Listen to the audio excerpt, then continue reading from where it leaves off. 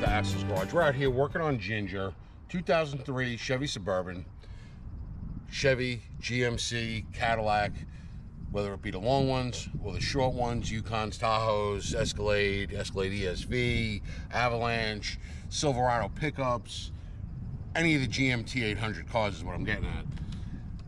Sometimes things on the inside go haywire. And what I mean by that is the seat controls start acting up. The seat heat controls start acting up. The memory controls start acting up. Directionals will start acting up.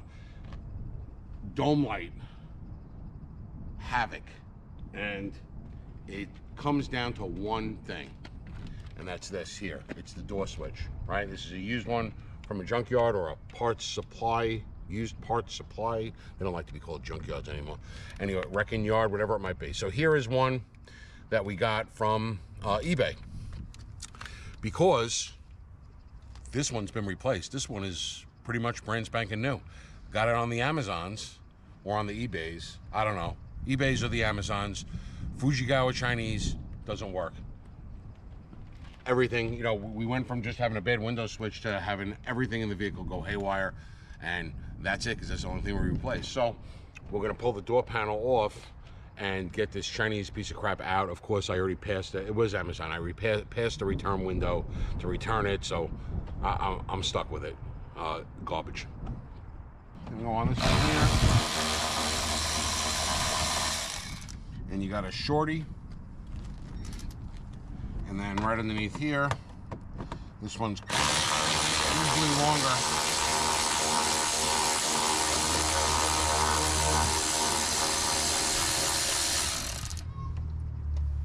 And that's a long one there.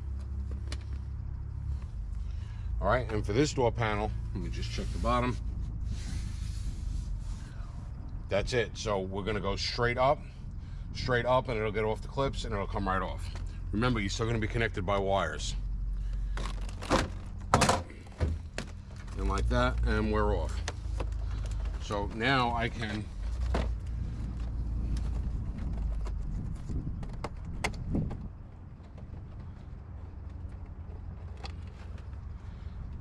take the bulb out of this light right here on the bottom of the door panel, and I can sort of swing this enough out of the way where I can come down here and I can unplug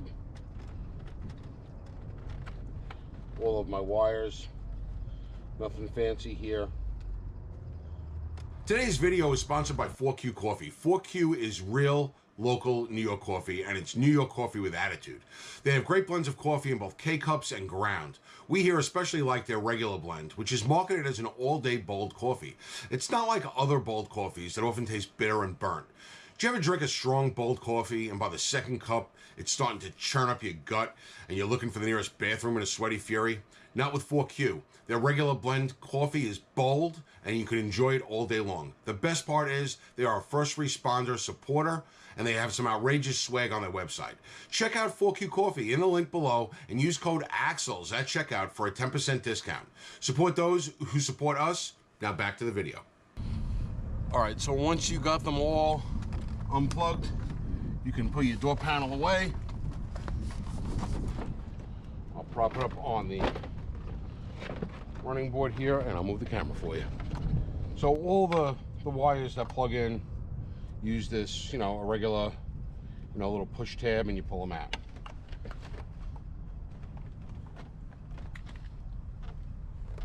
Now, if you have a door panel that hasn't been jacked up and broken, you will still have the 7mm screw that holds in the bezel that holds the switches.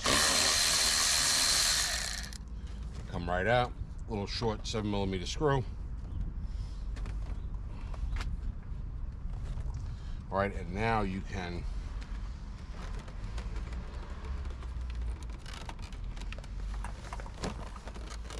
come over here on this side. Come over here on this side and you can squeeze your switch panel out. It's a little bit of a squeeze to get it past the upholstery that's here. But you see how it just pushes into the back with a push clip, and there's the screw there for the upper one.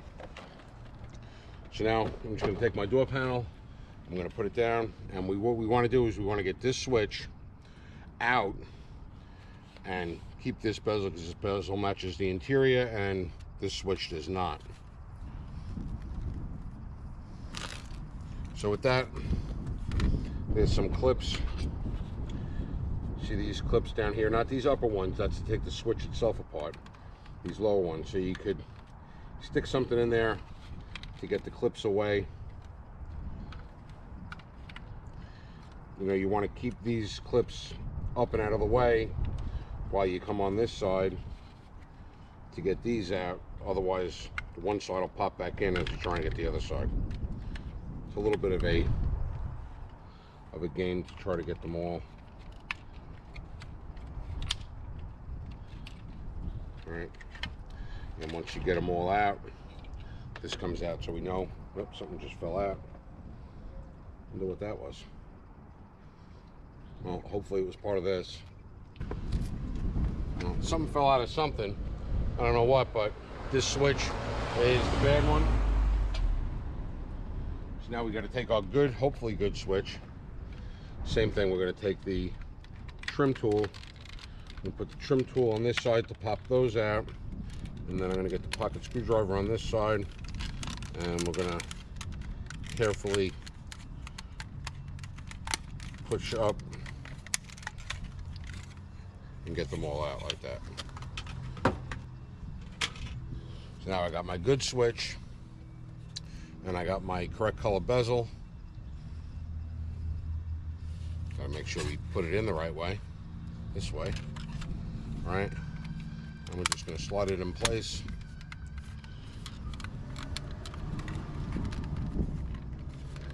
Now when you're going to buy these, there's a gazillion different options depending on the RPO codes of the vehicle, everything like that. The best way to do it is to take your door panel off and actually get the number off of it and see where the cross reference is there, if you're not sure exactly which one you need. So now this is ready to go back into the door panel. So all we need, I want to make sure it's in there good and tight. So all we need to do is grab this door panel once again, and you got to sort of shimmy it in past that upholstery that's there.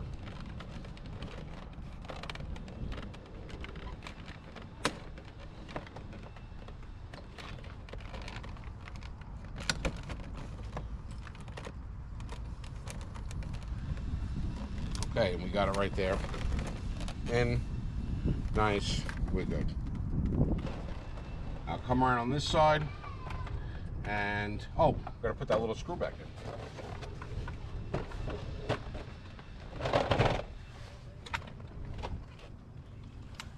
Almost forgot our little screw on top.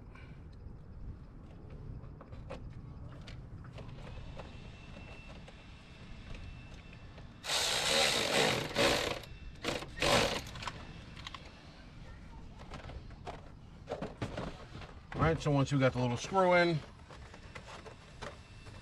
we can take our seat control, pop that guy in. You can't mess these up. They're color coded, and they actually say on them what color goes where, if you can get all the way up there, but you can't put the wrong one in the wrong one, which is pretty neat. So once you get them in, all you got left is the one with the light bulb here. I'm going to stick my weather plastic, whatever you want to call it, up as best as I can. You can tape it if you really want to. All right, and then we're going to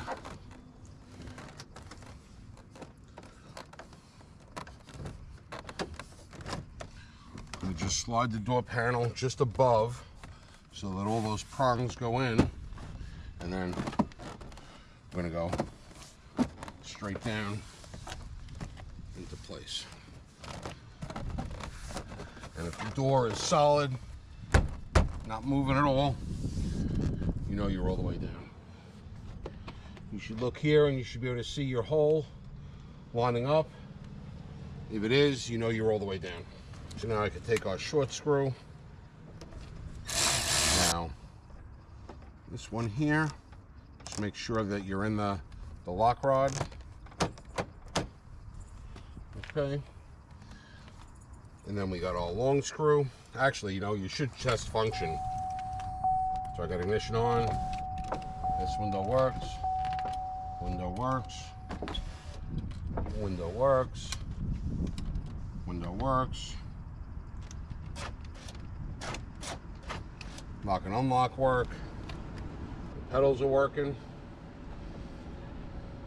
So everything seems to work. Heated seats.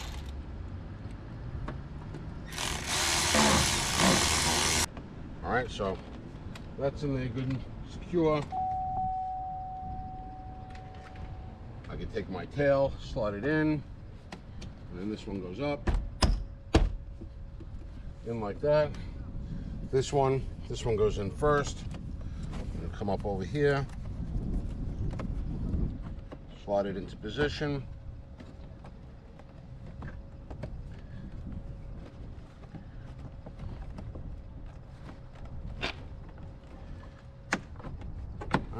And then snaps right in and you're done. That easy. If your front screw here is broken out, which some of my trucks it was, you can just run a bead of silicone underneath this and then lay it in there, and the silicone will act like glue and hold it in place. And then when you want to take it out in the future, all you need to do is slice with a razor blade. You won't even see it. I've done it countless times. It works. That's it. If you got to buy one and you can't find a used one that works from a junkyard, wrecking yard, used auto parts supplier, whatever they might call it, then you can go online and you can get a GM one or an AC Delco new on eBay or Amazon. They're crazy expensive depending on which one you need. This one I opted for the used junkyard version. They work a hell of a lot better than the aftermarket. Hope you enjoyed the video. I'll link everything in the description below. And as always, thanks for watching.